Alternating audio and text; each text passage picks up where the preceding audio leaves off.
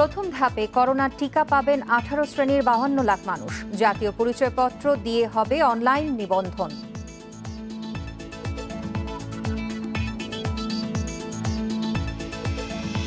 প্রতি মুহূর্তে সাইবার হামলার চেষ্টা হচ্ছে দেশের ব্যাংকে। অর্থ চুরি হচ্ছে কিনা তা অজানাই থাকছে বলছেন বিশ্লেষকেরা।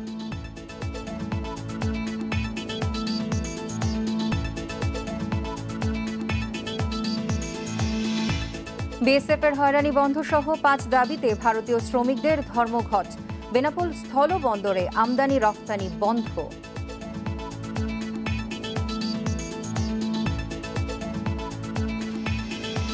সুন্দরবনে অবাধে চলছে বিষ দিয়ে মাছ শিকার। বন্ধ না হলে দীর্ঘমেয়াদী ক্ষতির শঙ্কায় সুন্দরবনের জীববৈচিত্র্য।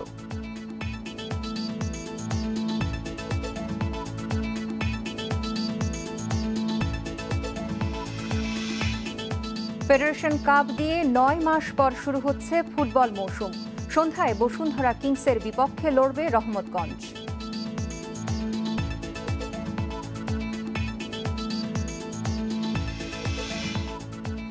আমন্ত্রণ বিরতিহীন ইন্ডিপেন্ডেন্ট সংবাদে। আপনাদের সাথে আছি আমি ফারহানা হক এবং আমি আলী আশরাফ। শুনছিলেন শিরোনাম, যাব পুরো খবরে।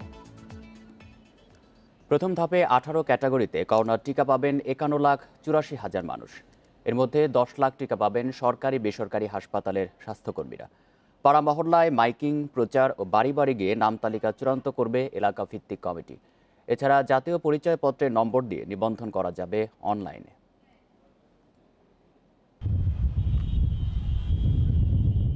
বিশ্বজুড়ে করোনা মহামারীর মধ্যে আশার আলো হয়ে দেখা দিয়েছে করোনার টিকা। দেশে প্রথম ধাপে টিকা পাবেন 51,84,282 জন। কারা থাকছেন এই তালিকায় তা নিয়ে যেন আলোচনার শেষ নেই।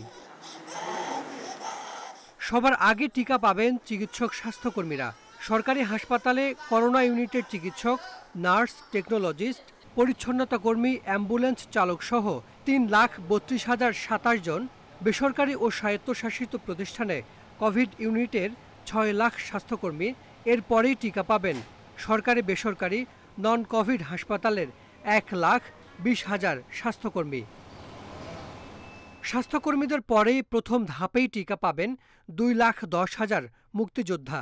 সংক্রমণ ঝুঁকিতে থাকা আইন শৃঙ্খলা রক্ষাকারী বাহিনীর 5,46,619 সদস্য, মাঠ পর্যায়ের 50,000 গণমাধ্যম কর্মী, সচিবালয়, জেলা ও উপজেলা পর্যায়ের 5,000 কর্মকর্তা, সংসদ সদস্য, মেয়র, কাউন্সিলর সহ 1,78,298 জন জনপ্রতিনিধি, সিটি কর্পোরেশন, পৌরসভার 1.5 লাখ সেবাকর্মী, জরুরি সেবা খাত ও ফায়ার সার্ভিসের 4 লাখ সদস্য, বিমানবন্দর, স্থল, সমুদ্র ও নৌবন্দরে কাজ করা 1,50,000 কর্মী, বিদেশগামী 1,20,000 অদক্ষ প্রবাসী শ্রমিক, জেলা উপজেলা পর্যায়ের 4 লাখ সরকারি কর্মকর্তা কর্মচারী, 1,97,621 ব্যাংক কর্মকর্তা কর্মচারী, করোনায় মৃতদের দাফন ও সৎকারে নিয়োজিত 75,000 কর্মী, মসজিদের প্রবীণ ইমাম, মুয়াজ্জিন এবং অন্যান্য ধর্মীয় উপাসনালয়ের 5,86,000 সদস্য।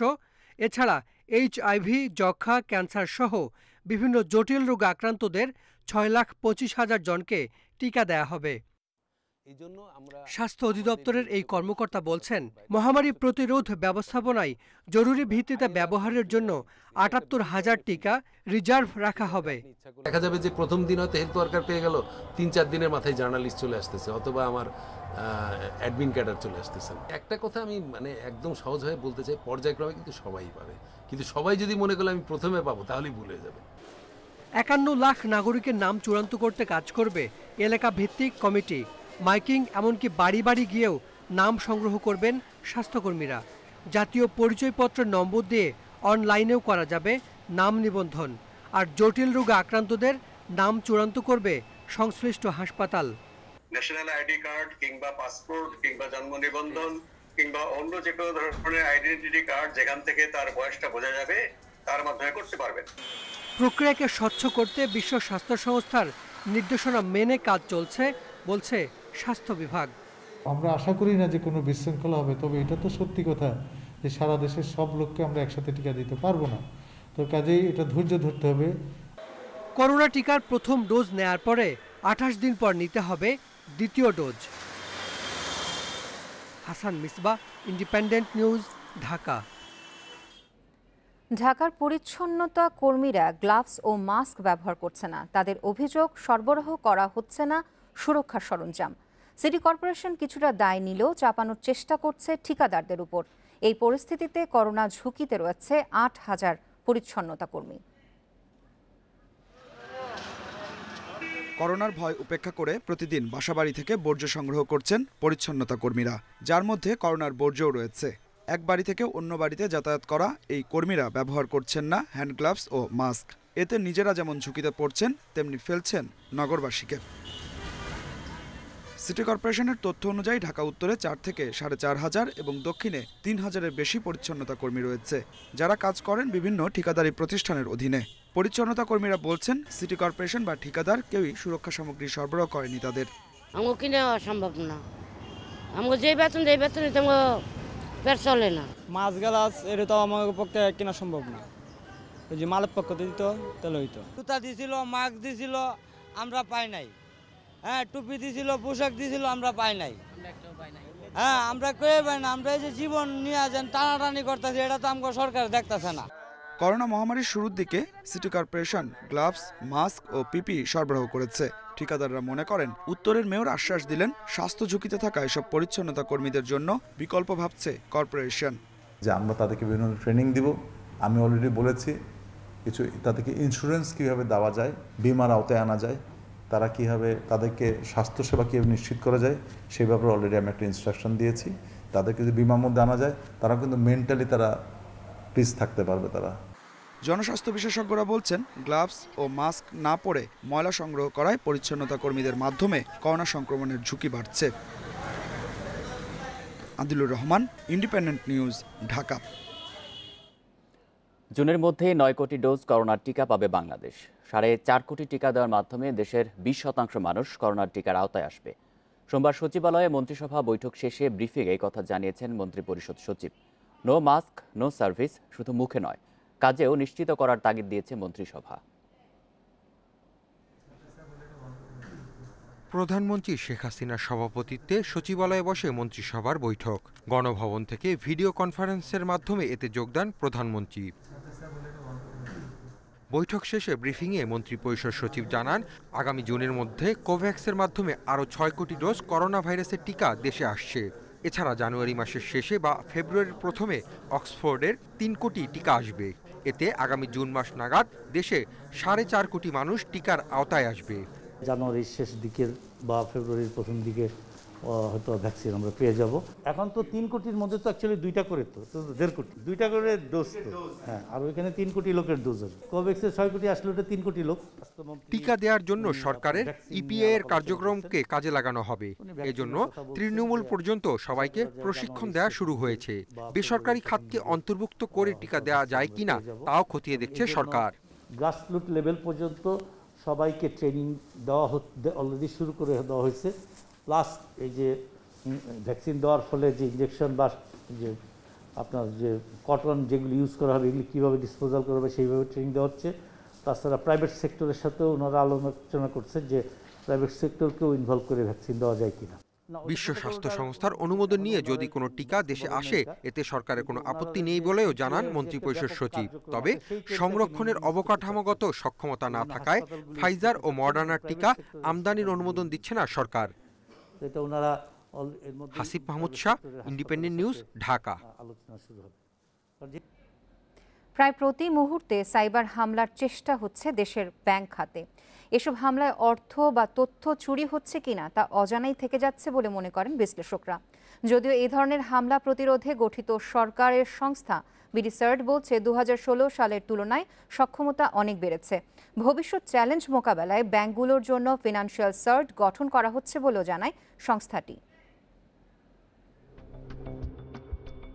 সাইবার যুদ্ধের লাইভ দৃশ্য এটি। এক দেশের হ্যাকার আক্রমণ চালাচ্ছে অন্য দেশে। তাদের লক্ষ্য দুটি, তথ্য এবং অর্থ চুরি। আক্রমণ শুধু অন্য দেশ থেকেই হয় না, অভ্যন্তরীণও হয়। সম্প্রতি সবচেয়ে বড় সাইবার হামলার শিকার হয় মার্কিন যুক্তরাষ্ট্র। 15 ডিসেম্বরের দৃশ্য এটি, যেখানে দেখা যায় দেশের ইন্টারনেট সেবাদানকারী প্রতিষ্ঠান আইএসপিগুলোতে প্রচুর আক্রমণকারী ম্যালওয়্যারের উপস্থিতি। স্বভাবতই প্রশ্ন জাগে, যুক্তরাষ্ট্র যেখানে হামলা প্রতিরোধ করতে পারেনি সেখানে বাংলাদেশের অবস্থা কি? বিশ্লেষকরা বলছেন, দেশের প্রতিষ্ঠানগুলোর মধ্যে তথ্য লুকানোর প্রবণতা আছে, ফলে জানা যাচ্ছে না বাস্তব চিত্র। কেন্দ্রীয় ব্যাংকে এই নিয়ে দুবার আপনার অনেক বড় রকমের অ্যালার্টের কথা তারা বলেছে। যদি কোনো ইন্টেলিজেন্স থেকে থাকে তাহলে নিশ্চয়ই কারা এটা অ্যাটাক করছে, অ্যাটাকার আইপি, কান্ট্রি ডিটেলস অবশ্যই সেখানে সুনির্দিষ্ট ডিজিটাল গোয়েন্দা সূত্র অবশ্যই আছে। তাহলে যদি সেটা জেনেই থাকেন তাহলে কেন তারা এই বিষয়ে আইনগত ব্যবস্থা নিচ্ছেন না সেটি দেখার বিষয়। কম্পিউটার কেন্দ্রিক অপরাধ প্রতিরোধে গঠিত সরকারি সংস্থা বিডিসার্ট বলছে, হামলা প্রতিরোধে সাইবার জগতে সার্বক্ষণিক নজরদারি করছেন তারা। পাশাপাশি ব্যাংকগুলো নিজেরাও নিরাপত্তা জোরদার করছে, ফলে ঠেকানো গেছে অনেক হামলার চেষ্টা। এখনকার অবস্থা অনেক গুণে উন্নতি হয়েছে, তবে এই উন্নতিটা ক্রমশ বাড়ছে এবং নতুন নতুন চ্যালেঞ্জ আসছে। সেই নতুন নতুন চ্যালেঞ্জকে মোকাবিলার জন্য প্রত্যেকটা ব্যাংক তার জনবলকে উপযুক্ত প্রশিক্ষণ এবং উপযুক্তভাবে ইকুইপমেন্ট দিয়ে ইকুইপ করে রেডি করেছে। এদিকে আর্থিক খাতের হামলা প্রতিরোধে সমন্বিত ব্যবস্থা ফিনসার্ট করার উদ্যোগ নিয়েছে বাংলাদেশ ব্যাংক, যেখানে নিজেদের মধ্যে তথ্য ও প্রযুক্তি বিনিময় করবে ব্যাংকগুলো। ফিনসার্টটা যদি হয়, আমার মনে হয় ফিনান্সিয়াল সেক্টরে একটা বড় স্টেবিলিটি আসবে, সব ব্যাংকগুলোর সাথে কোঅর্ডিনেশন বাড়বে। কিন্তু এটা কী ফ্রেমওয়ার্ক হচ্ছে আমি জানি না। এখানে শুধু ব্যাংক না, আমার মনে হয় বাইরের প্রতিষ্ঠানগুলোকেও যুক্ত করা উচিত, যাতে করে বাইরের যে কানেক্টিভিটি সেটাও বাংলাদেশ ব্যাংক জানতে পারে। বিশ্লেষকেরা বলছেন, আর্থিক খাতের প্রতিষ্ঠানগুলোর পাশাপাশি সেবাদানকারী বিভিন্ন সরকারি বেসরকারি সংস্থাও সাইবার হামলার ঝুঁকিতে রয়েছে। Ruhul Amin, independent news, Dhaka. সব ক্ষেত্রে ব্যর্থ হয়ে বিএনপি এখন নির্বাচন কমিশনকে বিতর্কিত করার চেষ্টা করছে বলে মন্তব্য করেছেন আওয়ামী লীগের সাধারণ সম্পাদক ওবায়দুল কাদের। অন্যদিকে বিএনপি মহাসচিব মির্জা ফখরুল ইসলাম আলমগীর দাবি করেছেন, নির্বাচন কমিশনকে পুরোপুরি দলীয়করণ করে সরকার একে ব্যর্থ প্রতিষ্ঠানে পরিণত করেছে। রাজধানীতে পৃথক দুটি অনুষ্ঠানে সোমবার তারা এসব কথা বলেন। 2017 সাল থেকে দায়িত্ব পালন করা নির্বাচন কমিশনাররা গুরুতর অসদাচরণের সঙ্গে জড়িত অভিযোগ করে 14 ডিসেম্বর তাদের বিরুদ্ধে ব্যবস্থা নিতে রাষ্ট্রপতিকে চিঠি দিয়েছেন 42 জন বিশিষ্ট নাগরিক। এই ঘটনায় বিএনপির ইন্ধন আছে বলে মনে করছে আওয়ামী লীগ। রাজধানীতে আওয়ামী স্বেচ্ছাসেবক লীগ আয়োজিত বিজয় দিবসের আলোচনায় অনলাইনে যোগ দিয়ে আওয়ামী লীগ সাধারণ সম্পাদক ওবায়দুল কাদের বলেন, অপরাজনীতির কারণে বিএনপি থেকে মুখ ফিরিয়ে নিয়েছে জনগণ, তাই সব দিক দিয়ে ব্যর্থ বিএনপি নির্বাচন কমিশনকে বিতর্কিত করতে চায়। বিএনপি আর সকল দিক থেকে ব্যর্থ হয়ে এখন নির্বাচন কমিশনকে বিতর্কিত করার অপপ্রয়াস চালাচ্ছে। নেতিবাচক রাজনীতির কারণে জনগণ তাদের বারবার প্রত্যাখ্যান করেছে। নির্বাচনকে প্রশ্নবিদ্ধ করার এই অপকৌশল কিন্তু এরই মধ্যে মরচে ধরে গেছে।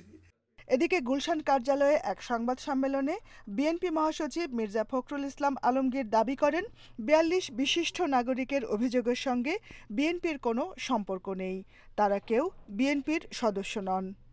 আমরা তাদেরকে আন্তরিকভাবে ধন্যবাদ এবং কৃতজ্ঞতা জানাতে চাই যে এতদিন পরে তারা জনগণের যে মূল কথা, সেই কথাটা তারা নিয়ে এসছেন। বুদ্ধিজীবী শ্রেণী যারা আছেন তাদের সকলের এই বিষয়টাকে সমর্থন করতে হবে। It's not for BNP, not for any political party.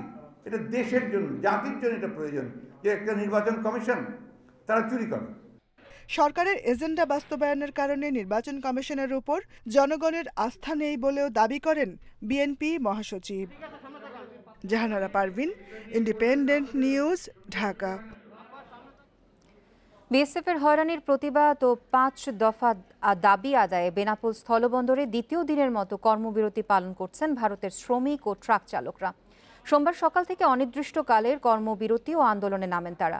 এর ফলে দুদিন ধরে বেনাপোল পেট্রোপোল স্থলবন্দর দিয়ে সব ধরনের আমদানি রফতানি কার্যক্রম বন্ধ রয়েছে।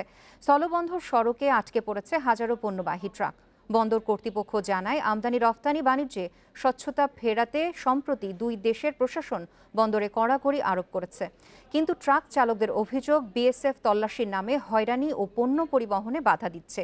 তাই হয়রানি বন্ধ এবং নির্বিঘ্নে যাতায়াতের দাবিতে কর্মবিরতি ও আন্দোলন করছেন তারা। আমদানি রফতানি বন্ধ থাকায় আটকে পড়া ট্রাকে থাকা পচনশীল পণ্য নষ্টের আশঙ্কা করছেন ব্যবসায়ীরা।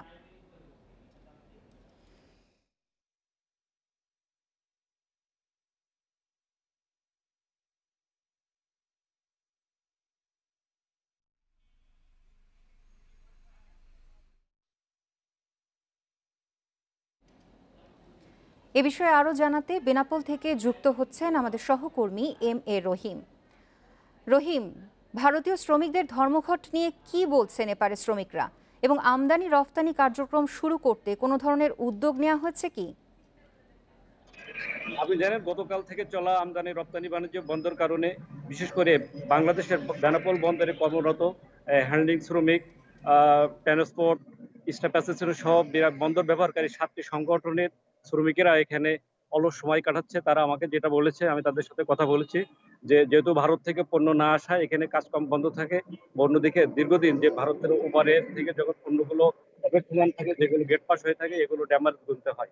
এই জন্যে ভারতের কালীতলা পার্ক বা বেনাপোল ওপারের পেট্রাপোল পার্কে যে ট্রাকগুলো দাঁড়িয়ে আছে, অধিকাংশ ট্রাক যেগুলো পচনশীল পণ্য, যেমন পেঁয়াজ, মরিচ সহ বিভিন্ন পচনশীল পণ্য অনেকটা ইতিমধ্যেই পৌঁছে যাওয়ার তারা আশঙ্কা করছেন। এই কারণে রপ্তানি সংশ্লিষ্টরা এই পেট্রাপোল বন্দর থেকে মুখ ঘুরিয়ে ভোমরা সহ বিভিন্ন স্থল বন্দর নিয়ে এই ট্রাকগুলো নিয়ে যাচ্ছে। আমি এ ব্যাপারে কথা বলেছি বেনাপোল স্থল বন্দর কর্তৃপক্ষের উপপরিচালক ট্রাফিক আব্দুল জলিলের সাথে। তিনি আমাকে যেটা জানিয়েছেন যে গতকালকে সকাল থেকে 37 ট্রাক পণ্য তারা বিশেষ ব্যবস্থায় রপ্তানি করেছে, তারপর থেকে আর কোনো আমদানি রপ্তানি হয়নি। তাই বিষয়ে তারা পেট্রাপোল বন্দর ও কাস্টম সহ বিভিন্ন এজেন্সির সাথে তারা যোগাযোগ অব্যাহত রেখেছে। যেহেতু বাংলাদেশ ভারতের একটি আধুনিকায়নের একটি মাইল ফলক দৃষ্টান্ত স্থাপনের জন্য দুপারে কাজ করে যাচ্ছে, তারপরেও যেহেতু দুপারে বন্দর শ্রমিকরা আন্দোলন রেখেছে, এখানে আমদানি রপ্তানি বাণিজ্যে ব্যাপক প্রতিবন্ধকতা সৃষ্টি হয়েছে, এর প্রভাব পড়বে বাজারে।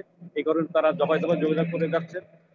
বন্দর কর্তৃপক্ষ যেটা আমাকে জানিয়েছেন যে অচিরেই হয়তো আজকে বিকেল নাগাদ এই বিষয়টি শোনা হতে পারে।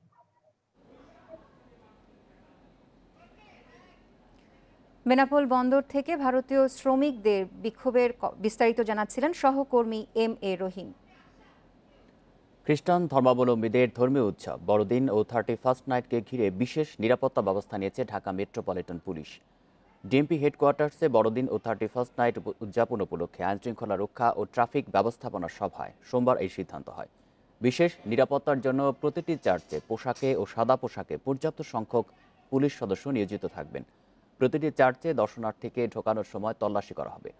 এছাড়া 31st উপলক্ষে কোনো উন্মুক্ত স্থানে বা বাড়ির ছাদে কোনো গান বাজনা করা ও আতশবাজি ফোটানো সম্পূর্ণ নিষিদ্ধ থাকবে।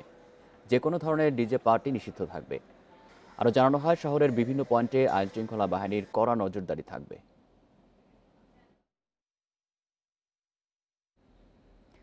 দুর্নীতি ও অর্থ পাচার করে বিদেশে বাড়ি কেনে এমন ব্যক্তি যাদের দ্বৈত নাগরিকত্ব ও দ্বৈত পাসপোর্ট আছে, তাদের তালিকা চেয়েছে হাইকোর্ট। বিচারপতি নজরুল ইসলাম তালুকদার ও বিচারপতি আহমেদ সোহেলের বেঞ্চ সোমবার এই আদেশ দেন। 28 ফেব্রুয়ারির মধ্যে দেশের 3টি বিমানবন্দরে ইমিগ্রেশন বিভাগকে তালিকা জমা দেওয়ার নির্দেশ দিয়েছে হাইকোর্ট। কানাডার বেগমপাড়ায় বাংলাদেশের সরকারি কর্মকর্তা কর্মচারীদেরই সম্পত্তি বেশি। পররাষ্ট্রমন্ত্রীর এমন মন্তব্য গণমাধ্যমে আসে গত মাসে। পরে অর্থ পাচারকারীদের তালিকা চেয়ে শতপ্রণোদিত রুল দেয় হাইকোর্ট। এরই প্রেক্ষিতে গত বৃহস্পতিবার দুদক, বিএফআইইউ, এনবিআর সহ সরকারের 5টি সংস্থা তালিকা জমা দেয়। পূর্ণাঙ্গ তালিকা না পাওয়ায় অসন্তোষ জানিয়ে আদালত 28 ফেব্রুয়ারির মধ্যে আবারও অগ্রগতি প্রতিবেদন জমা দেওয়ার নির্দেশ দেয়। হাইকোর্টে এ সংক্রান্ত শুনানির পর দ্বৈত নাগরিকত্ব ও দ্বৈত পাসপোর্টধারী যারা অহরহ বিদেশে যাতায়াত করেন এবং দুর্নীতি ও অর্থ পাচার করে বিদেশে সম্পত্তি কেনেন, তাদের তালিকা চেয়েছে আদালত। বিমানবন্দর দিয়ে বিদেশে যারা আসা যাওয়া করতেছে ডুয়েল পাসপোর্ট এবং ডুয়েল সিটিজেনশিপ নিয়ে যারা আসা যাওয়া করতেছে, তাদেরকেও এই তথ্যটা জানাতে বলা হয়েছে, যেটা ইমিগ্রেশন শাখা স্পেশাল ব্রাঞ্চের ব্যবস্থা করবে। দুদকের আইনজীবী জানান, দ্বৈত নাগরিকত্ব ও দ্বৈত পাসপোর্ট থাকা বেআইনি নয়, তবে তাদের মাধ্যমে অর্থ পাচারের ঘটনা ঘটেছে কিনা তা খতিয়ে দেখতেই তালিকা চেয়েছে হাইকোর্ট। যখন বিষয়টি খতিয়ে দেখা হবে, যদি কেউ চলে যাচ্ছে বাইরে টাকা, বাইরে ডুয়েল সিটিজেনশিপ নিয়ে সেকেন্ড হোম করছে, ব্যাক হোম পাঠাতে বাড়ি করছে, হয়তো তার তথ্য উপাত্ত পাওয়াতে সহায়তা হয়তো হবে। আমি মনে করি সেই জন্যই হয়তো হাইকোর্ট ডিভিশন এটা করেছে, যেহেতু হাইকোর্ট ডিভিশনের এই মামলাটা সুমোটো রুলটা পেন্ডিং আছে।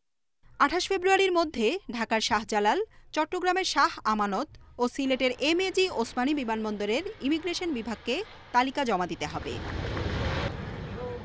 জান্নাতুল ফেরদাউস তানভি, ইন্ডিপেন্ডেন্ট নিউজ, ঢাকা। কক্সবাজারে অবসরপ্রাপ্ত মেজর সিনহা মোহাম্মদ রাশেদ খান হত্যা মামলার অভিযোগপত্র গ্রহণ করেছে আদালত। জারি করা হয়েছে পলাতক আসামি সাগরদেবের বিরুদ্ধে গ্রেপ্তারি পরোয়ানাও। এছাড়া পুলিশের করা মামলা থেকে অব্যাহতি দেওয়া হয়েছে সিনহার সহকর্মী সিফাত এবং শিপ্রাকে। র্যাবের তদন্তকারী কর্মকর্তা খায়রুল ইসলাম কক্সবাজারের চিফ জুডিশিয়াল ম্যাজিস্ট্রেট আদালতে সিনহা হত্যা মামলার অভিযোগপত্র জমা দেন 13 ডিসেম্বর। দীর্ঘ 4 মাস তদন্ত করে দেয়া অভিযোগপত্রে ওসি প্রদীপ ও পরিদর্শক লিয়াকত আলী সহ 15 জনের নাম অন্তর্ভুক্ত করা হয়, যার মধ্যে কারাগারে আছেন 14 জন। জমা হওয়ার 1 সপ্তাহ পর সোমবার অভিযোগপত্র গ্রহণ করে কক্সবাজারের সিনিয়র সহকারী জুডিশিয়াল ম্যাজিস্ট্রেট তামান্না ফারহার আদালত। সাক্ষী নেওয়ার পর সাক্ষীদের উপর নির্ভর করবে মামলার পরবর্তী ধাপগুলো কী হবে। আমি আশা করি পরবর্তী ধাপগুলো সাক্ষীর মধ্য দিয়ে আমরা এই মামলার সুষ্ঠু বিচার করার প্রক্রিয়াকে এগিয়ে নিয়ে যাব। মামলার তদন্ত কর্মকর্তা জানিয়েছেন, অভিযোগপত্রে নতুন করে আসামি দেখানো হয়েছে টেকনাফ থানার সাবেক কনস্টেবল সাগরদেবকে। পলাতক থাকায় তার বিরুদ্ধে গ্রেপ্তারি পরোয়ানা জারি করেছে আদালত। এছাড়া পুলিশের করা মামলা থেকে অব্যাহতি দেওয়া হয়েছে সিনহার সহকর্মী শিপ্রা ও সিফাতকে। একজন আসামি পলাতক ছিল সাগরদেব, দেখব আদালত ওনার নামে ওয়ারেন্ট ইস্যু করছে। আর পুলিশের করা 2টা মামলা ছিল টেকনাফ থানায়, এই মামলা দুটোরও ফাইনাল পড়ে। 31 জুলাই রাতে টেকনাফের শামলাপুর তল্লাশি চৌকিতে গুলিতে নিহত হন অবসরপ্রাপ্ত মেজর সিনহা মোহাম্মদ রাশেদ খান।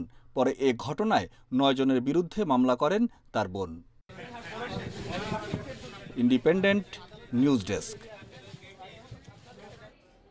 কুষ্টিয়ার কুমারখালীতে বিপ্লবী বাঘা যতীনের ভাস্কর্য ভাঙচুরের ঘটনায় 3 জনের 3 দিন করে রিমান্ড মঞ্জুর করেছে আদালত। সোমবার সকালে কুষ্টিয়া সিনিয়র জুডিশিয়াল আমলি আদালতে শুনানি শেষে তাদের 72 ঘণ্টা রিমান্ডে নিয়ে জিজ্ঞাসাবাদের আদেশ দেওয়া হয়। এর আগে সকাল 11:30টায় আদালতে আনা হয় আসামিদের। তদন্ত কর্মকর্তা রাকিবুল ইসলাম আসামিদের 7 দিন করে রিমান্ড আবেদন করেন। শুনানি শেষে কুষ্টিয়া সিনিয়র জুডিশিয়াল আমলি আদালতের বিচারক সেলিনা খাতুন 3 আসামির 72 ঘণ্টা করে রিমান্ড মঞ্জুর করে। এদিকে এজাহারভুক্ত এক আসামি এখনও পলাতক, তাকে ধরতে অভিযান অব্যাহত আছে বলে জানায় পুলিশ।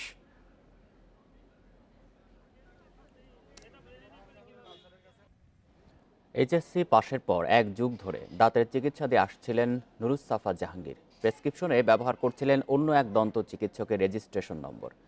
সোমবার র্যাব ও স্বাস্থ্য অধিদপ্তরের যৌথ অভিযানে ওই ভুয়া চিকিৎসককে 2 বছরের বিনাশ্রম কারাদণ্ড দিয়ে চেম্বার সিলগালা করে দেয় ভ্রাম্যমাণ আদালত।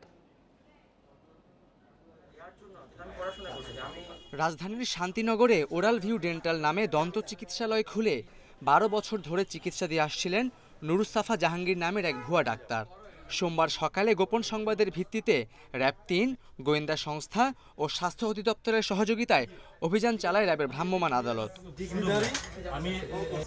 ওই ডাক্তারের কাছে চিকিৎসা নেওয়া ভুক্তভোগীরা জানালেন নানা রকমের অভিযোগের কথা, আর ওই ভুয়া ডাক্তার স্বীকার করলেন তার বিরুদ্ধে আনা সব অভিযোগ। আমার বিরুদ্ধে যে অভিযোগ সেটা হচ্ছে আসলে বিএমডিসি রেজিস্ট্রেশনকৃত ছাড়া আসলে অনুমোদনহীন আসলে প্র্যাকটিস করা সঠিক না আর কি। বিএমডিসি রেজিস্ট্রেশনের যে অনুমোদন সেটা পাওয়া যায়নি আমার কাছে এই মুহূর্তে, এটা সত্য।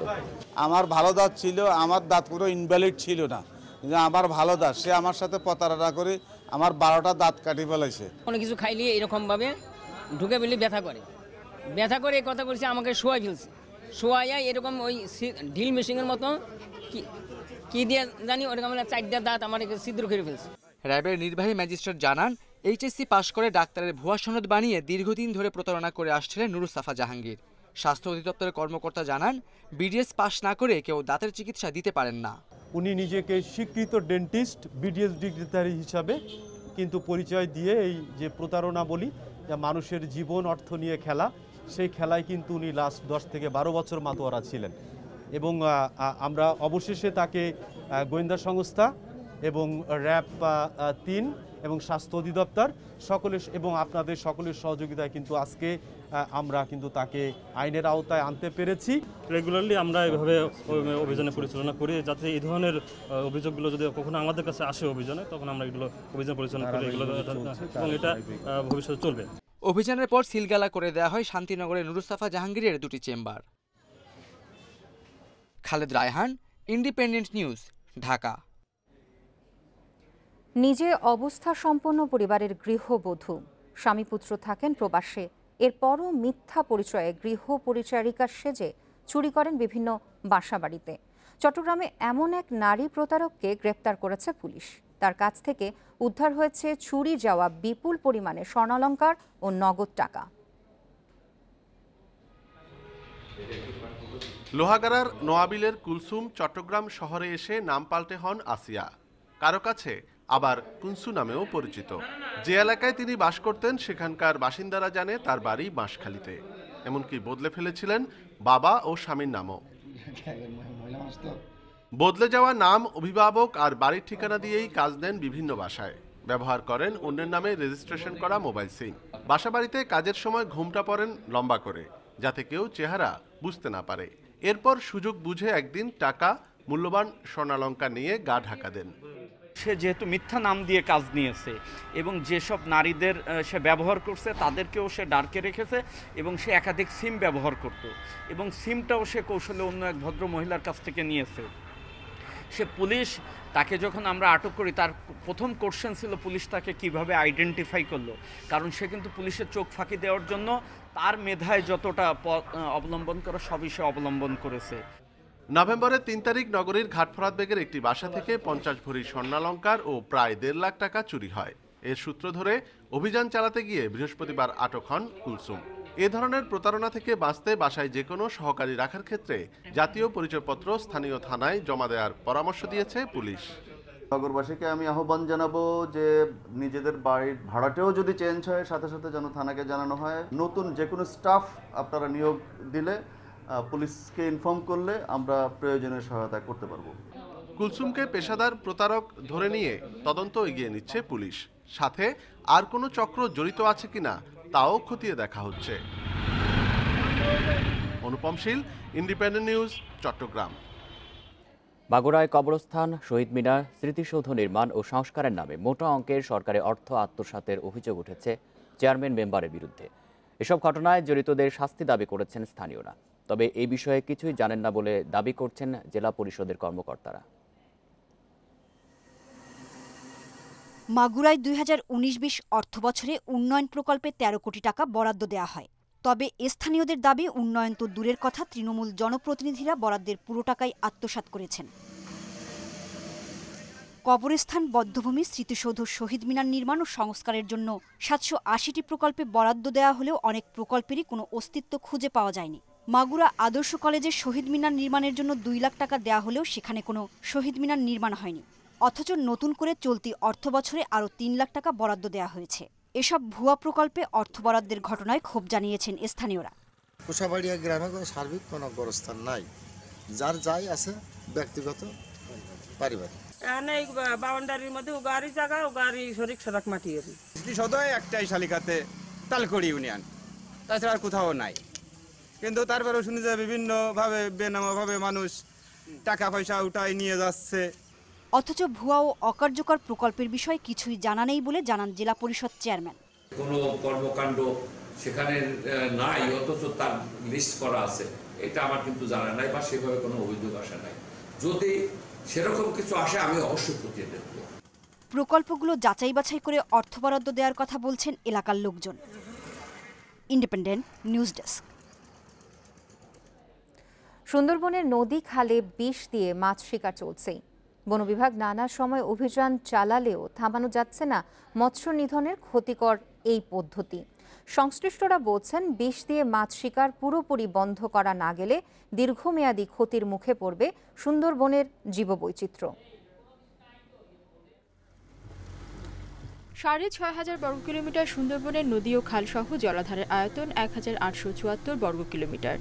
জালের মতো বেষ্টিত এসব নদী খালে রয়েছে ইলিশ, রূপচাঁদা, চিংড়ি সহ প্রায় ৪০০ প্রজাতির মাছ। এসব মাছ শিকারের উপর নির্ভরশীল সুন্দরবন উপকূলের হাজার হাজার জেলে। তবে অতি লোভে বিষ দিয়ে মাছ শিকার করে অনেকে। বিভিন্ন সময়ে অভিযান চালিয়েও থামানো যাচ্ছে না মাছ শিকারে বিষ প্রয়োগের এই প্রবণতা।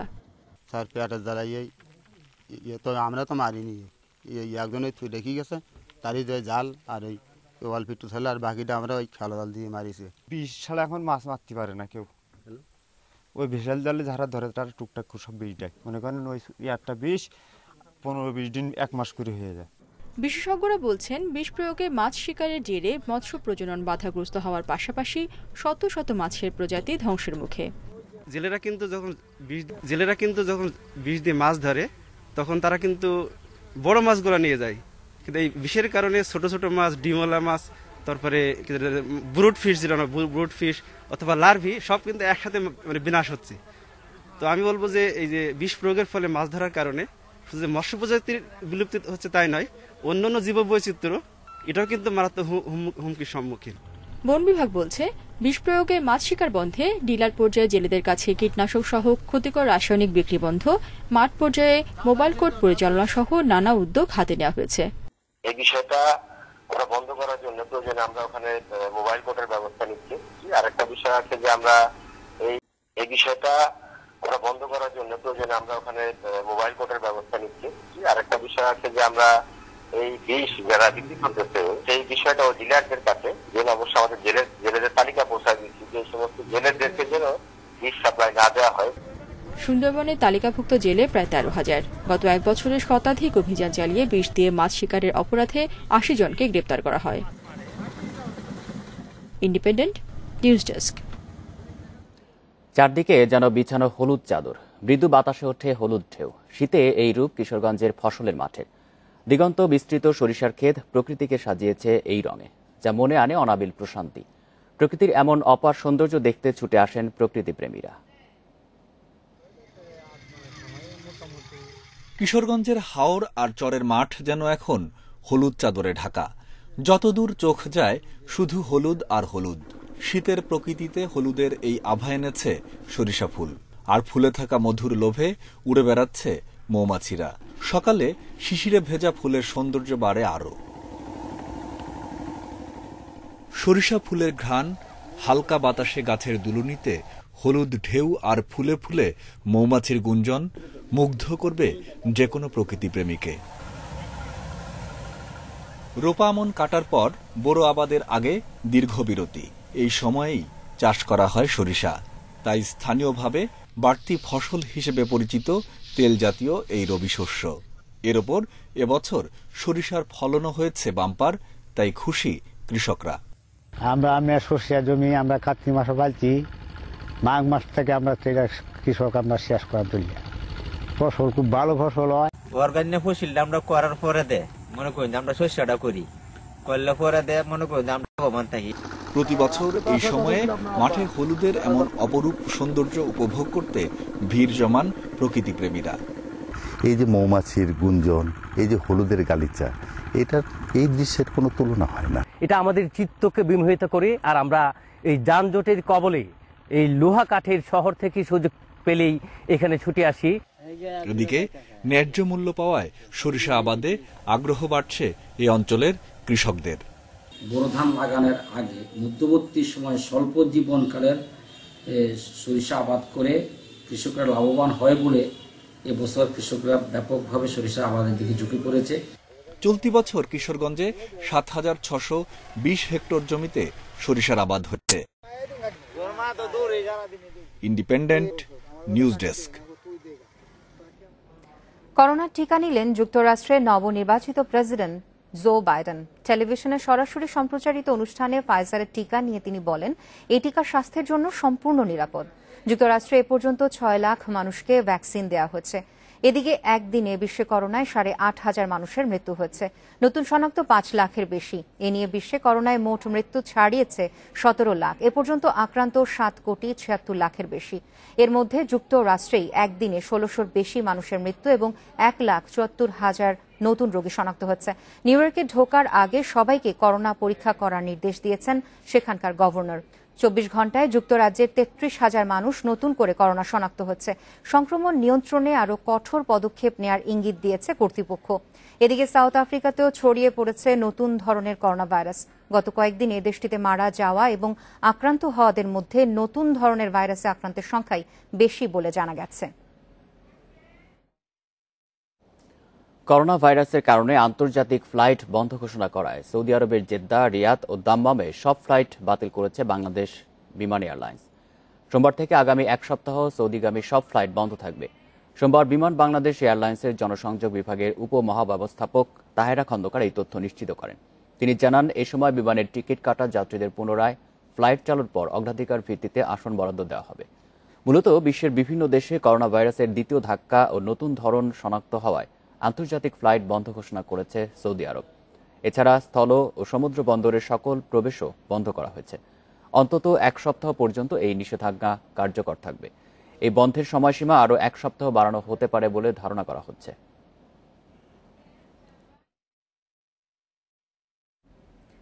নতুন ধরনের করোনা ভাইরাসের আতঙ্কে যুক্তরাজ্য থেকে সব ফ্লাইট বাতিল করেছে 40টির বেশি দেশ। এরই মধ্যে সোমবার যুক্ত হয়েছে Sweden, Spain, Portugal, Hong Kong, Canada এবং সুইজারল্যান্ড। 22 থেকে 31 ডিসেম্বর পর্যন্ত যুক্তরাজ্য ভারত বিমান চলাচল বন্ধ থাকবে বলে জানিয়েছে দিল্লি। রোববার মধ্যরাত থেকে 48 ঘণ্টার জন্য যুক্তরাজ্যের সঙ্গে ফ্লাইট চলাচলে নিষেধাজ্ঞা দিয়েছে ফ্রান্স। সড়ক, সমুদ্র, রেল ও আকাশপথে মালামাল বহন করে নিয়ে আসা লোকজনও এই নিষেধাজ্ঞার আওতায় থাকছে বলে উল্লেখ করেছে তারা। মঙ্গলবার পর্যন্ত প্রতিবেশী দেশের সঙ্গে ফ্লাইট ও ফেরি চলাচলে বিধিনিষেধ দিয়েছে আয়ারল্যান্ড। এর আগে ফ্লাইট বাতিল করেছে নেদারল্যান্ডস, বেলজিয়াম, জার্মানি, ইতালি সহ ইউর অনেক দেশ। এছাড়া সৌদি আরব, ইরান, কলম্বিয়ায় যেতে পারবে না ব্রিটিশ ফ্লাইট। যুক্তরাজ্যের পর করোনার নতুন ধরন শনাক্ত হয়েছে ইতালি ও অস্ট্রেলিয়ায়।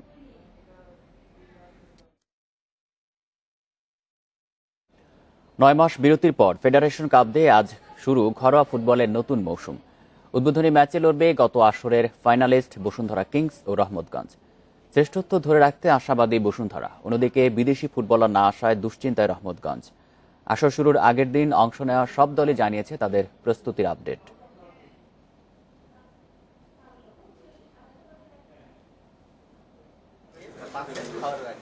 চ্যাম্পিয়নশিপ ট্রফি নিয়ে ফটো সেশনে 13 ক্লাবের কোচ, ফুটবলাররা। করোনা ঝুঁকি সত্ত্বেও ঘরোয়া আসর ফিরছে, আপাতত মাঠের ফুটবলেই সর্বোচ্চ মনোযোগ। গত আসরে 2 ফাইনালিস্ট এবার শুরুতেই মুখোমুখি। চ্যাম্পিয়ন বসুন্ধরা কিংসের প্রতিপক্ষ রানার্স আপ রহমতগঞ্জ। 4 মাসেরও বেশি সময় অনুশীলন চালিয়েছে কিংস। অন্যদিকে রহমতগঞ্জের 3 বিদেশি ফুটবলার ঢাকা আসার কথা ম্যাচের দিন সকালে। আমার কাছে মনে হয় যেহেতু আমরা বেশি সময় পেয়েছি, তো আমাদের ফার্স্ট খেলা, তো এটা আমাদের জন্য খুবই ভালো, কারণ আমরা ফরেন প্লেয়ারদের সাথে অ্যাডজাস্টমেন্টের, আন্ডারস্ট্যান্ডিং এর একটা ব্যাপার থাকে, সেটা আমাদের খুব ওয়েল হয়েছে, ভালো হয়েছে। কোভিডের জন্য আমরা আমাদের বিদেশি যে ফরেন রিক্রুট ছিল দলভুক্ত করেছি, কিন্তু এখন পর্যন্ত আমাদের 3 জন প্লেয়ার আসে নাই। বাফুফে ভবনে একে একে টুর্নামেন্টে নিজেদের লক্ষ্য আর দলের অবস্থা জানিয়েছে অংশ নেওয়া ক্লাবগুলো। স্বল্প প্রস্তুতি নিয়েই খেলতে হবে বেশিরভাগ ক্লাবের। সেখানে আবাহনী অন্যদের চেয়ে প্রস্তুতিতে এগিয়ে। বিরতিতে সবারই অনুশীলনে সমস্যা হয়েছে, তবে আবাহনী গেল কিছুদিন কঠোর পরিশ্রম করেছে। দলে ভালো মানের বিদেশি আছে, আশা করছি শিরোপা পুনরুদ্ধার করতে পারবো। পর্যাপ্ত সময় ছিল না অনুশীলন করার, আমরা মাত্র 4 সপ্তাহ সময় পেয়েছি, এটা পর্যাপ্ত না। তারপরেও যেহেতু টিমটা গতবারের, সেটা হয়তো আন্ডারস্ট্যান্ডিং এর কোনো অভাব হবে না, বাট ফিটনেসের কিছুটা ঘাটতি থাকতে পারে। ফেড কাপের আগে 2 ক্লাবের অংশ নেওয়া নিয়ে হয়েছে নাটক। শেষ পর্যন্ত ব্রাদার্স আর মুক্তিযোদ্ধার সংকট কেটেছে। তবে প্রস্তুতিহীন দল দুটির জন্য ফেডারেশন কাপ শুধুই অংশ নেওয়া। সব ভুলে মাঠে পারফর্ম করতে চাই আমরা। অনুশীলন করেছি, ফেডারেশন কাপ খেলতে প্রস্তুত। আশা করি ভালো খেলবো। তো ট্রেনিংটা ডিলে হওয়ার কারণ হচ্ছে আমাদের প্লেয়াররা অনেক সময় বাইরে ছিল, তো আর আমাদের তো যে মূল ম্যানেজারটা ছিল সে 6 তারিখে কাতার ছিল, আপনারা জানেন। সে আসার পরেই মূলত মূল টিমটা ঘোষণা হয়েছে। টুর্নামেন্টে সবচেয়ে বেশি 11 শিরোপা আবাহনীর, তবে ঢাকার মাঠের নতুন জয়ান্ট বসুন্ধরা কিংস কাগজে কলমে এবারও শক্তিশালী দল গড়েছে। Abidur Rahman, independent news, Dhaka. Federation cup শুরুর আগের দিনও ফুটবলারদের করোনা টেস্ট করায়নি বেশিরভাগ ক্লাব, তবে নিজ নিজ ম্যাচের আগে ক্লাবগুলো টেস্ট করাবে বলে আশ্বাস দিয়েছে বাফুফে। সরকারি নির্দেশনা থাকায় দর্শক থাকছে না গ্যালারিতে। এদিকে স্বাধীনভাবে ম্যাচ পরিচালনা করার জন্য রেফারিদের নির্দেশ দিয়েছেন বাফুফের সভাপতি কাজী সালাউদ্দিন। টুর্নামেন্টের আগে অংশ নেওয়া সব ক্লাবের আনুষ্ঠানিক সংবাদ সম্মেলন হয়েছে একসাথে। করোনা পরিস্থিতিতে সেটা যে বেমানান তা ভুলেই গেছে বাফুফে। আসর জুড়ে করোনা সতর্কতায় তাহলে কতটা সচেষ্ট থাকবে ফেডারেশন? 22টি ম্যাচেরই ভেন্যু বঙ্গবন্ধু স্টেডিয়াম। বাফুফে কথা দিয়েছে ম্যাচের আগে স্টেডিয়াম এলাকা জীবাণুমুক্ত করা হবে। সরকারি নির্দেশনা মেনে দর্শক থাকছে না গ্যালারিতে। ওপেন আপনার দর্শক রাখার কোনো সুযোগ নাই। অবশ্যই যারা মাঠে যাবেন তাদেরকে টিকিট সাথে নিয়ে যেতে হবে। ক্লাবগুলোকে আমরা টিকিট অলরেডি পাঠিয়ে দিয়েছি এবং সেই টিকিট নিয়েই তাদের মাঠে প্রবেশ করতে হবে। এখনো ফুটবলারদের করোনা টেস্ট সম্পন্ন করতে পারেনি সব ক্লাব। বাফুফে অবশ্য বলছে ম্যাচের আগে করোনার নেগেটিভ সার্টিফিকেট নিয়েই মাঠে নামতে হবে, তবে জৈব সুরক্ষা বলয় তৈরি করা সম্ভব হচ্ছে না। নিজ নিজ ক্লাবেই থাকবেন ফুটবলাররা। যার যার ম্যাচের ন্যূনতম 72 ঘন্টা আগে, অর্থাৎ আমরা যদি দেখি 24 তারিখে যাদের ম্যাচ থাকবে তাদের জন্য কিন্তু আজকে কোভিড টেস্ট রেজাল্ট দিতে হবে না। তারা অ্যাটলিস্ট আগামীকালকে বা তাদের খেলার আগের দিন 23 তারিখে দিলেও হবে। এইভাবে করে আমরা সকলের সাথে সিনক্রোনাইজেশন করছি। ঘরোয়া ফুটবলে রেফারির মান নিয়ে প্রশ্ন দীর্ঘদিনের, আবার মাঠে রেফারির উপর প্রভাব খাটানোর ঘটনাও কম নয়। আসছে ফেডারেশন কাপ সহ সব ঘরোয়া টুর্নামেন্টে রেফারিদের স্বাধীনভাবে ম্যাচ পরিচালনার নির্দেশ বাফুফে সভাপতির। আমি আপনাদেরকে এই প্রমিসটা করে গেলাম, আমি কোনোদিনও কোনো খেলার আগে রেফারিকে ডেকে বলবো না অমুকরা সাপোর্ট করে অমুককে জিতা, বলবো না। আপনাদের কিন্তু গালাগালি দিবে, প্লেয়ার দিবে, সাপোর্টার দিবে, এরা দিবে, বাট আমি আপনাকে ওয়াদা করলাম, আমি যদি দেখি television right, whole PFA will protect you. 20 দিনে 22টি ম্যাচ, যার 16টি সরাসরি সম্প্রচার করবে একটি বেসরকারি টেলিভিশন। শুরু 22টা যুদ্ধ, 20 দিনের লড়াই, 13 দল লড়বে এক trophy. Abidur Rahman, independent news, Dhaka. ইপিএলে টানা 2 হারের পর অবশেষে জয়ে ফিরেছে চেলসি। ওয়েস্ট হ্যামকে 3-0 গোলে বিধ্বস্ত করেছে ফ্র্যাঙ্ক ল্যাম্পার্ডের দল। অন্যদিকে ঘরের মাঠে বার্নলির কাছে 2-1 গোলে হেরেছে উলভস। স্ট্যামফোর্ড ব্রিজে ম্যাচের 10 মিনিটে এগিয়ে যায় চেলসি। সেট পিস থেকে দারুণ হেডে লিড এনে দেন থিয়াগো সিলভা। ম্যাচের বাকি 2 গোল আসে অন্তিম সময়। 78 মিনিটে টিমো ভের্নারের অ্যাসিস্টে জাল খুঁজে নেন ট্যামি আব্রাহাম। এর 2 মিনিট পর জোড়া পূরণ করেন চেলসি ফরওয়ার্ড। দারুণ জয়ে টেবিলের 5-এ উঠেছে দ্য ব্লুজ। অন্যদিকে চলছে বার্নলির চমক। অ্যাশলে বার্নস ও ক্রিস উডের সৌজন্যে উলভসের মাঠ থেকে 2-1 গোলের জয় নিয়ে ফিরেছে সিনডাইসের দল। এ নিয়ে লিগে টানা 4 ম্যাচে অপরাজিত বার্নলি। ওয়েস্ট ইন্ডিজের বিপক্ষে টেস্ট সিরিজের শুরু থেকেই মুমিনুল এবং রাহি এবং নাইমকে পাওয়া যাবে। আঙুলে সার্জারি করিয়ে দেশে ফিরবে রিহ্যাব শুরু করেছে মুমিনুল। স্পিনার নাইমের ফেরার লড়াই শুরু হবে 3 দিনের মধ্যে, আর রাহি বল হাতে ফিরবেন জানুয়ারি শুরুতে। 4 দিনের প্রস্তুতি ম্যাচেই খেলতে পারবেন এই 3 টেস্ট সদস্য, জানিয়েছেন বিসিবির প্রধান চিকিৎসক। হাতে সময় আছে 1 মাসের বেশি। টাইগার স্কোয়াডের বড় চ্যালেঞ্জ মুমিনুল, রাহি, নাইমকে ফিট ফিরে পাওয়া। টি-20 কাপে ইনজুরিতে পড়েছেন, সার্জারি করতে হয়েছে মুমিনুল ও নাইমের। দেশে ফিরে রিহ্যাব শুরু করেছেন টেস্ট অধিনায়ক। নাইম শুরু করবেন 2 থেকে 3 দিনের মধ্যে। রাহির অবস্থা এই 2 জনের চেয়ে একটু ভালো। 2 সপ্তাহের মধ্যে বল হাতে নামতে পারবেন। মেডিকেল টিম আশা করছে 25 জানুয়ারি উইন্ডিজের সাথে প্রস্তুতি ম্যাচের আগে ফিট হয়ে ফিরবেন 3 জনই। থাম্ব ইনজুরির ইন্টারনাল ফিক্সেশন করেছে। এখন আমরা চিকিৎসকের গাইডলাইন অনুসারে ওর রিহ্যাব প্রক্রিয়া অলরেডি শুরু করে দিয়েছি। নাইমের লিটল ফিঙ্গার ইনজুরি ঢাকায় এভারকেয়ার হাসপাতালে সম্পন্ন হয়েছে। প্রপার রিহ্যাব শেষ করে ওরা দুজনেই প্র্যাকটিস ম্যাচে সম্পূর্ণ ফিটনেস নিয়ে ফিরতে পারবে। টেস্ট নিয়ে দুশ্চিন্তা কমলেও ওয়ানডে দল নিয়ে ভাবতে হচ্ছে এখনই। সেই ভাবনায় শফিউলের থাকার সম্ভাবনা নেই বললেই চলে। ইনজুরি থেকে ফিরে আবারও ইনজুরিতে পড়ছেন। শফিউলের ক্যারিয়ার জুড়ে এমন অবস্থা বারবার। নির্বাচকরা তাকে নিয়ে কোনোভাবেই স্বস্তিতে থাকার সুযোগ পান না। বিসিবি এবার চাইছে দীর্ঘমেয়াদী সমাধান। এবার ওর যে রিহ্যাব প্ল্যানটা ঠিক করেছি, সেই রিহ্যাব প্ল্যানের মধ্যে ওকে ইনজেক্টেবলস ইউজ করার প্ল্যান আছে এবং সেই লক্ষ্যে আমরা ওকে চেষ্টা করছি আগামী এক সপ্তাহের মধ্যে দেশে অথবা দেশের বাইরে কোনো এক জায়গায় আমরা ওর ইনজেক্টেবলসটা ব্যবহার করব। বঙ্গবন্ধু টি-20 কাপের সফলতার পর আন্তর্জাতিক সিরিজ সফল করতে প্রস্তুত মেডিকেল টিম। ক্যারিবীয় প্রতিনিধিদের সাথে কথা বলে রূপরেখা চূড়ান্ত করেছে বিসিবি। দেশে নেমে হোল্ডার হেটমায়াররা প্রথম 3 দিন থাকবেন কোয়ারেন্টিনে, পরের 3 দিন ব্যক্তিগত অনুশীলন, আর এক সপ্তাহে মোট 3 বার হবে করোনা পরীক্ষা। এসবের পরেই পুরো দমে অনুশীলনের সুযোগ পাবে অতিথি দল। মাঝহারুল ইসলাম, ইন্ডিপেন্ডেন্ট নিউজ। তরুণ ক্রিকেটারের উঠে আসা বঙ্গবন্ধু টি-20 কাপের বড় প্রাপ্তি, এমনই এক নাম আনিসুল ইসলাম ইমন। ধারাবাহিকতা রেখে জাতীয় দলে খেলার স্বপ্ন দেখেন আনিসুল। অন্যদিকে প্রায় 1 যুগ ঘরোয়াতে খেলেও আলোচনায় আসতে না পারার আক্ষেপ এই টুর্নামেন্টে কিছুটা হলেও ঘুচিয়েছেন রবিউল ইসলাম রবি। তার দাবি প্রতি বছর হোক টি-20 কাপ। বঙ্গবন্ধু টি-20তে শান্তর ওপেনিং পার্টনারকে প্রথমে অনেকেই চিনতে পারেননি। আনিসুল ইসলাম ইমন ঘরোয়াতে খেলছেন 2 বছর ধরে। মিরাজদের সাথে করেছেন যুব দলের ক্যাম্পও, তবে নিজেকে আগে সেভাবে চেনাতে পারেননি। করোনাকালের ক্রিকেটে এসে সবাইকে অবাক করেছে ইমনের ব্যাটিং। তার মতোই টি-20 কাপে আলোচনায় এসেছেন ডানহাতি স্পিনার রবিউল ইসলাম রবি। অসাধারণ পারফরমেন্সে বিশেষ পুরস্কার জিতেছেন। ঘরোয়াতে খেলছেন 1 যুগ ধরে। কুমিল্লার হয়ে খেলেছেন বিপিএলও, তবে স্পটলাইটে আসা হয়নি কখনোই। সেই আক্ষেপও এবার শেষ হয়েছে। বরাবরের মতন সবসময় মোটামুটি ভালোই পারফর্ম করি, কিন্তু আসলে ওরকম ভাবে ল্যাম্পলাইটে আসতে পারি না।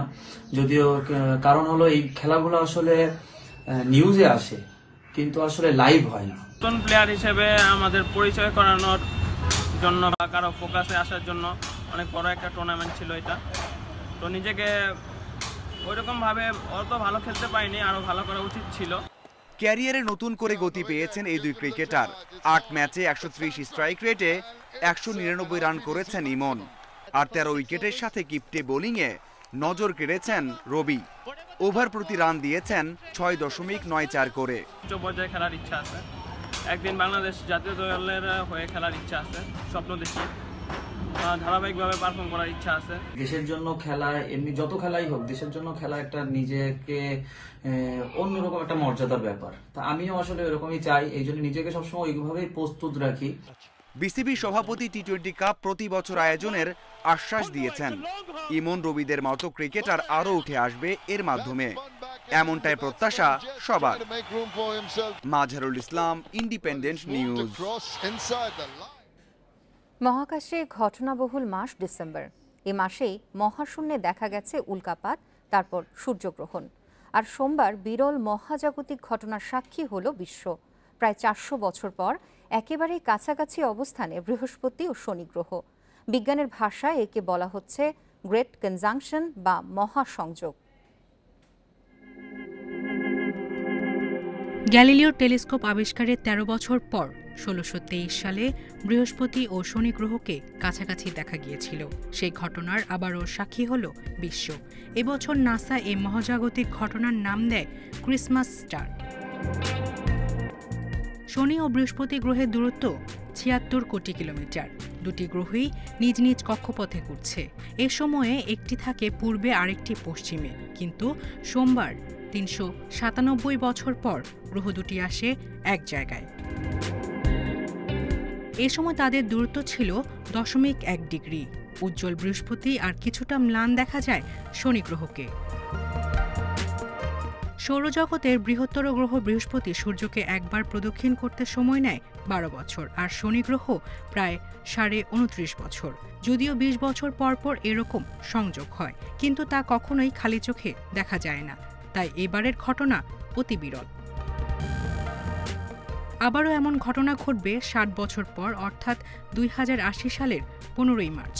বিজ্ঞানীরা বলেন প্রায় 800 বছর আগে, অর্থাৎ 1226 সালের 4 মার্চ এই দুটি গ্রহ এসেছিল এক সরলরেখায়। সাধারণত শনি ও বৃহস্পতি দুটি গ্রহের মধ্যাকর্ষণ শক্তি খুব বেশি, সে কারণে গ্রহাণু থেকে রক্ষা পায় পৃথিবী। এবার নিজেদের কাছাকাছি আসলেও পৃথিবীর উপর এর কোনো প্রভাব পড়বে না। 21 ডিসেম্বর আরও একটি বিশেষ কারণে মনে রাখার মতো, কারণ পৃথিবীর উত্তর গোলার্ধে দীর্ঘতম রাত আর ক্ষুদ্রতম দিন। সায়রা খান, ইন্ডিপেন্ডেন্ট নিউজ। এই ছিল এখনকার সংবাদে। ইন্ডিপেন্ডেন্ট টেলিভিশনের সব খবরের আরও বিস্তারিত জানতে চোখ রাখুন ফেসবুক, ইউটিউব এবং টুইটারে। ধন্যবাদ সবাইকে।